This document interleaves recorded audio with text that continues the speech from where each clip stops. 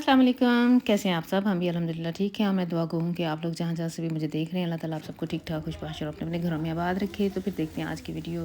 ये हमारे घर में आज सुबह संडे का दिन है और आज मैंने जो हम इधर जर्मन नाश्ता करते हैं ना, वो नहीं मंगवाया क्योंकि रात की तुर्किश प्रोट पड़ी हुई थी। तो उसे भी ब्रेड के इस वाली जो तुर्किश प्रोट है, उसे बटर लगा के ना हल्का-हल्का सा तवे पे सेक लें तो वो बड़ा मज़ा आता है। जिस तरह से कभी-कभार अगर रात की रोटी बची हुई पड़ी होती थी ना पाकिस्तान में, मुझे याद है मेरी अम्मी क्या करती होती थी कि सुबह उसे हल्का सा गीला करती थी पानी पानी लगा के, तो घी से उसे वो फ्राई करके देती होती थी, तो उसका बड़ा मज़ा आता था चाय के साथ। और ऐसे ही ये वाली तुर्किश प्रोट है। अपना अपने टेस्ट की बात है। इसके अंदर नुटेला लगा के मैं चाय के साथ खाती हूँ, मुझे बहुत मज़ा आता है। ये कभी कभार ऐसे बटर लगा के इसको दोनों साइडों से हल्का हल्का सा बटर लगा के सेक लेना तवे पे, तो बहुत मज़ा आता है। मैंने आज फिर अपने लिए वही नाश्ता किया और बच्चे अपने लिए जो है वो सैंडविच बना रहे हैं। आज असद की ड्यूटी है, वो खड़ा है सबके लिए सैंडविच वो बना रहा है। किंजा हमारी बीमार है, अभी तक उसको वो इतनी वो ढीठ किस्म की खांसी इस दफ़ा लग गई है कि वो उसकी वो खांसी नहीं जा रही है।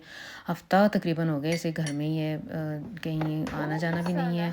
और कोविड टेस्ट वगैरह हम लोगों ने करवाए हैं, कुछ भी नहीं है, नेगेटिव ही आया है इसका, लेकिन खांसी इसकी नहीं ख़त्म हो रही है। तो अच्छा, इन दिनों इधर जर्मनी में हमारी तरफ ऐसे है, ख़ासकर हमारे इलाके में ऐसे है कि जिस किसी को भी खांसी लग रही है ना, वो जल्दी ठीक नहीं हो रही है। किंजा हमारी का जहाँ तक मुझे याद पड़ता है, माशाल्लाह से ये 19 ईयर्स ओल्ड है और ये कभी भी बीमार इतनी यानी नहीं हुई है।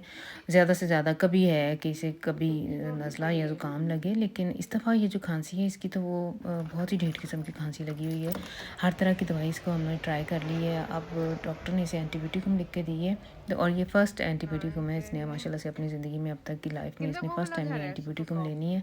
देखें अब अल्लाह ताला इसको सेहत तंदुरुस्ती दे। ख़ुद भी ये बेचारी ना घर में रह रह के तंग पड़े हुए हैं, बच्चे नहीं आती हैं घर में रहने के, इसको ये है कि मैं बाहर जाऊँ, फ्रेंड्स से मिलूँ, ये वो, और अपने काम पे वो जाए। तो नाश्ते का हमारा हम बैठे नाश्ता कर रहे हैं और बाहर एकदम ही बारिश शुरू हो गई थी। तो ये किंजा के लिए मैंने ना अंडा बॉयल किया है। तो ये आया बेशर अरहम ने किंडरगार्टन की एज में जब ये था, तो ये मदर डे पे मेरे लिए और फादर डे पे पापा के लिए बना के लाया था। तो इसके नीचे अभी तक देखें नाम लिखा हुआ है अरहम और नीचे लिखा हुआ था पापा। तो ये बच्चे बैठे नाश्ता कर रहे हैं और साथ में गपशप चल रही है। हमारी चाय हमारी ख़त्म हो गई थी, तो अब असद ने नाश्ता कर लिया हुआ है, तो वो कह रहा है कि मैं आप लोगों के लिए फिर से एक दफ़ा चाय बना देता हूँ। इसको माशाल्लाह बड़ी मज़े की ये चाय बनाता है। आजकल वैसे समी भी हमारा सीख रहा है चाय बनाना। अच्छा, मेरे व्यूवर्स पिछले दिनों मेरे से काफ़ी ये सवाल बार बार पूछा जाता है कि मैं हॉलैंड से कितने फासले पे रहती हूँ जर्मनी में, और दूसरा ये भी पूछा जाता है कि मैं काम क्या करती हूँ, और ये अक्सर मेरे से पूछा जाता है। और तीसरा ये भी अक्सर व्यूवर्स ने ये भी पूछा है कि मैं जर्मनी के किस सिटी में रहती हूँ। ये तो मैं नहीं बताऊँगी कि मैं किस सिटी में रहती हूँ, लेकिन मैं इधर हमारे नज़दीक एक बड़ा शहर है म्यूंस्टर, उसके नज़दीक हम लोग रहते हैं। नॉर्थ एंड वेस्टफालन मेरा सूबा है, उधर हम लोग रह रहे हैं। और हॉलैंड से जो मेरा घर है, अगर मैं एग्जैक्ट आपको बताऊँ तो 14 से 15 मिनट मुश्किल से लगते हैं, तो हम हॉलैंड में होते हैं। हम लोग बहुत नज़दीक बॉर्डर पर रहते हैं। और ज़्यादातर मैं ख़रीदारी वगैरह करने के लिए, अगर कोई बड़ी ख़रीदारी करनी हो, बच्चों की ईद वगैरह आ जाइए, इस तरह कोई कहीं आना जाना हो, तो ज़्यादा चॉइस जो है ना, वो उसके लिए फिर मुझे हॉलैंड जाना पड़ता है। वो थोड़ा बिग सिटी है, हमारे अपना जो सिटी सेंटर है वो बहुत छोटा सा है, इतनी कोई ख़ास उधर दुकानें नहीं है। एक C&I था ज़्यादा से ज़्यादा, और वो भी अब बंद हो गया है, तो इसलिए फिर मुझे ज़्यादातर हॉलैंड जाना पड़ता है। और अक्सर ही हमारा चक्कर लगता रहता है। अब झूठ ही होगा कि मैं ये कहूँ कि हम हर हफ्ते जाते हैं, लेकिन ये है कि महीने में 2-3 1-2 ज़रूर चक्कर लग जाते हैं। ज़रूरत पे डिपेंड करता है कि आपको किस चीज़ की कब ज़रूरत पड़ती है, तो उस हिसाब से फिर जाना पड़ जाता है। तो काम में क्या करती हूँ कि मैं जिस फर्म में काम करती हूँ, उधर कुछ आर्टिकल्स होते हैं, उन्हें स्कैन करना होता है। जब डिलीवरी होती है तो वो उन स्कैनर पे मैं होती हूँ, मैंने चीज़ें पकड़ के उन्हें स्कैन करना होता है, और फिर वो उनकी डिलीवरी हो जाती है पैक करके, तो उन्हें डिलीवरी के लिए वो रेडी हो जाती हैं। तो ये तो शॉर्ट सा मेरा कह लें कि था, बता दिया मैंने आप लोगों को। और कंप्लीट जो है मैं अपना इंट्रोडक्शन आने वाली किसी एक वीडियो में करवाऊंगी। अच्छा, जैसे मैंने पहले भी जिक्र किया होगा कि सैफ आया हुआ है, तो ये वीकेंड पे आता है, इसने आज जल्दी चले जाना है। तो नाश्ते से फ़ारिग हो गई, मैंने फिर और कोई काम नहीं किया, तो मैं किचन में आ गई हूँ। इसकी फरमाइश पे आज मैं चाउमीन बना रही हूँ। इसके लिए मैंने नूडलें बॉयल कर ली हैं, और ये जो सब्जियाँ काटने के लिए मैंने अरहम की हेल्प ली है, उसे मैंने लगाया हुआ था कि ये मुझे छोटा छोटा कर दे। तो ये काफ़ी टाइम कंज्यूमिंग काम होता है, तो बैठ के ये अरहम बड़े मज़े से कर देता है और शौक़ से करता है, इसे खुशी होती है मेरी हेल्प करके। बल्कि अक्सर माशाल्लाह मुझे इतना इस पे प्यार आता है, अक्सर मेरे से पूछ लेता है, मामा आपको किचन में मेरी हेल्प तो नहीं चाहिए? तो मैं अगर ना भी चाहिए तो मैं इसे कह देती हूँ, हाँ आपकी हेल्प तो मुझे अरहम चाहिए, आ जाओ प्लीज़ थोड़ी सी हेल्प करवा दो। तो बड़ा खुश होता है और खुशी खुशी करता है। तो नूडलें बॉयल कर ली हुई हैं मैंने, और अब मैंने उनका वो जो सॉरी जो इससे उससे पहले मैंने जो चिकन था उसको मैंने स्ट्राइफन में काट के पतली पतली काशियाँ काट के तो मसाला लगा के रख दिया था। अच्छा, मसाला लगाते हुए मैंने नमक मिर्च डाला है, कुटी हुई जो मिर्च होती है लाल वाली वो डाली है, लहसुन अदरक का पाउडर डाला है और भुना कुटा हुआ ज़ीरा, खुश धनिया। इसके अलावा मैंने इसके अंदर सोया सॉस डाली है, ऑलिव ऑयल डाला है, थोड़ा सा सिरका डाल के तो इसको मसाला लगाया था और हाल बेस्ट होने के लिए मैंने इसको रख दिया था। अब इस टाइम मैंने सॉस रेडी की है।